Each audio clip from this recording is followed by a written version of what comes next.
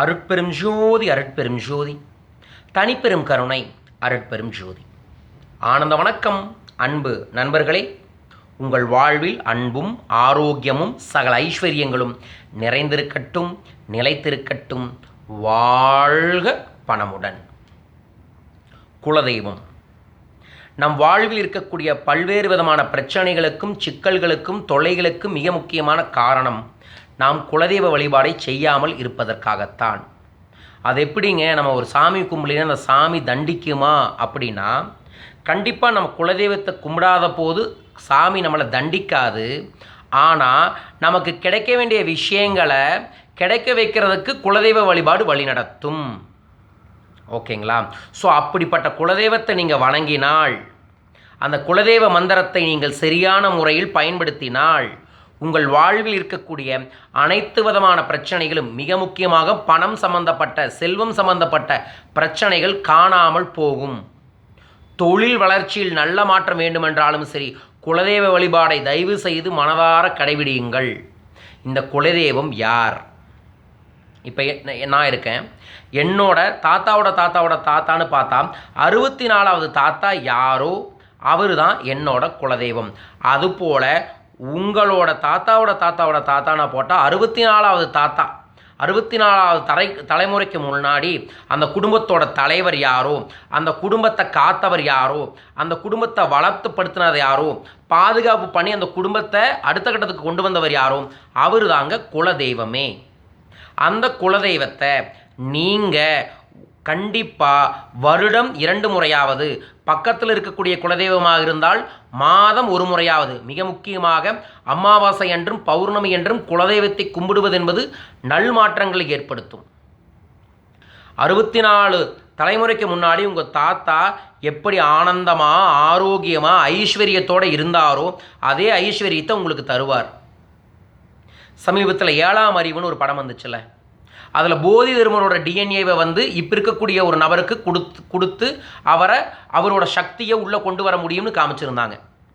இது கதையல்ல, நிஜம். அதுபோலத்தான் நம்மளோட 64 தலைமுறைக்கு முன்னாடி இந்த தாத்தாவோட டிஎன்ஏ நமக்குள்ளே இருக்கும். இதுவரைக்கும் மண்ணில் வாழ்ந்து சென்ற அனைத்து உயிர்களும், அனைத்து ஆன்மீகாளர்களும், அனைத்து தெய்வமார்களின் உயிர் அணுக்கள் நம்ம உள்ள இருக்குது. அந்த உயிர் அணுக்களை நீங்கள் சரியான முறையில் தட்டி எழுப்புனீங்கன்னா அது உங்களுக்குள்ள நல் மாற்றங்களை நிச்சயமாய் ஏற்படுத்தும். அதில் குலதெய்வத்தோட அகர்ஷணத்தை எப்படி கடைபிடிக்கிறது அப்படிங்கிறது தான் இந்த ரகசியமே. குலதெய்வம் வாழ்ந்த இடம் குலதெய்வ கோயில். குலதெய்வம் வாழ்ந்த இடம் குலதெய்வ கோயில்.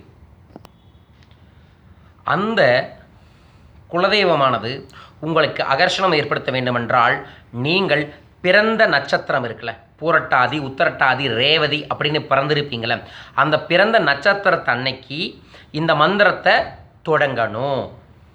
அது வளர்பறையாக இருந்தால் உத்தமம். அந்த நட்சத்திரத்தன்னைக்கு பிரம்ம முகூர்த்த நேரம் 4:30 6 மணிக்குள்ள முதலாக 108 முறை இந்த மந்திரத்தை பயன்படுத்தணும். குலதெய்வத்தோட மந்திரத்தை தெரிந்து கொள்வது எப்படி? ஓம், என்னோட குலதெய்வம் காமாட்சி அம்மன், ஓம் காமாட்சி அம்மனே நம. இப்போ உங்கள் குலதெய்வம் யாருன்னு பாருங்கள். ஓம், கடவுளோட பேர் நம, இதுதாங்க குலதெய்வ மந்திரம். இந்த மந்திரத்தை பிரம்ம முகூர்த்த நேரத்தில் உங்களோட பிறந்த நட்சத்திரத்து அன்னைக்கு தொடங்கணும். 108 முறை முதல்ல தொடங்குங்க. அதற்கப்புறம் தொடர்ந்து ஒவ்வொரு நாளும் பயன்படுத்த ஆரம்பிங்க. சரியாக 108 நாள் இந்த மந்திரத்தை நீங்கள் தொடர்ந்து பயன்படுத்தி பாருங்கள். உங்கள் வாழ்க்கையில் இருக்கக்கூடிய பணப்பிரச்சனை, கடன் பிரச்சனை காணாமல் போவது நிச்சயம். ஸோ குலதெய்வம் தெரியாதவர்களுக்கு திருச்செந்தூர் முருகன் தான் குலதெய்வம். குலதெய்வம் தெரியாதவர்களுக்கு திருச்செந்தூர் முருகன் குலதெய்வம். ஓம் திருச்செந்தூர் முருகனே நாம அப்படின்னு வச்சுக்கோங்க. அப்படி வச்சுக்கிட்டு இந்த மந்திரத்தை கிழக்கு நோக்கி பிறந்த நட்சத்திரத்தன்று பிரம்ம முகூர்த்த நேரத்தில் மனதார 108 தொடங்கி கொஞ்சம் கொஞ்சமாக அந்த கவுண்டிங் அதிகப்படுத்த உங்கள் வாழ்வில் இருக்கக்கூடிய தடைகளை சரி செய்து தருவார். யார்? உங்கள் குலதெய்வம். எப்படி உங்களுக்குள்ளேயே அவரோட அகர்ஷண சக்தி உள்ளே வந்து உங்களுக்குள்ளே இருக்கக்கூடிய டிஎன்ஏவை ஆக்டிவேட் பண்ணி நீங்கள் செய்கிற எல்லா செயல்லையுமே சரியான வழிமுறையை காமிச்சு அதன் மூலமாக உங்கள் வாழ்க்கையில் தேவையான வசதி வாய்ப்புகளை, ஐஸ்வர்யங்களை, வளத்தையும் நலத்தையும் கொண்டு வந்து குவிப்பார். ஸோ அன்பு நண்பர்களே, குலதெய்வம் என்பது நம்ம பாட்டனையும் பூட்டனையும் கும்பிட்றது வழிபாடு தான். இது கடவுள் வழிபாடே அல்ல. நம்ம வீட்டில் பெரியவங்களை கும்பிட்ற மாதிரி தான். மாதா பிதா குரு தெய்வங்கிறாங்களே, தெய்வத்துக்கு அடுத்த வார்த்தை குலதெய்வம். மாதா பிதா குரு தெய்வம், குலதெய்வம். குல தெய்வத்தை யார் கும்பிடுகிறார்களோ அந்த குலம் வளத்துடனும் நலத்துடனும் செழிப்புடனும் நிச்சயமாய் வாழும். ஆகவே அன்பு நண்பர்களே, இந்த அகர்ஷண ரகசிய மந்திரத்தை நீங்கள் மனதார கடைபிடித்து உங்கள் குலதெய்வத்தை உங்களுள் கொண்டு வந்து அதன் மூலமாக சகல வசதிகளையும் சகல ஐஸ்வர்யங்களையும் பெற வேண்டுமென நான் மனதார வாழ்த்துகின்றேன். இதை பயன்படுத்துங்கள். உங்கள் வாழ்வில் செல்வம் நிச்சயம் பெருகும். இந்த வீடியோ பிடிச்சிருந்துச்சுன்னா மறக்காமல் லைக் பண்ணி ஷேர் பண்ணி சப்ஸ்கிரைப் பண்ணுங்கள். இன்னும் ரகசியமான சில மந்திர தந்திரங்களை உங்களுக்காக பகிர்ந்து கொள்கிறோம். அந்த மந்திர தந்திரத்தை பயன்படுத்தி சரியான முயற்சியும் சரியான பயிற்சியையும் தொடர்ச்சியாக செய்தால் நிச்சயமாய் உங்கள் வாழ்வில் வெற்றி கிட்டும். அந்த வெற்றி கிட்ட நான் மனதார வாழ்த்துகின்றேன். என் குலதெய்வமும் உங்களை வாழ்த்துகின்றது. ஓம் விராட் விஸ்வகர்மனே நம. கோடானு கோடி சித்தப்பெருமான்களின் தெய்வ திருவடிகளே சரணம் சரணம் சரணம். உங்கள் வாழ்வில் வளமும் நலமும் தனமலையாய் பொழியட்டும், செழிக்கட்டும்.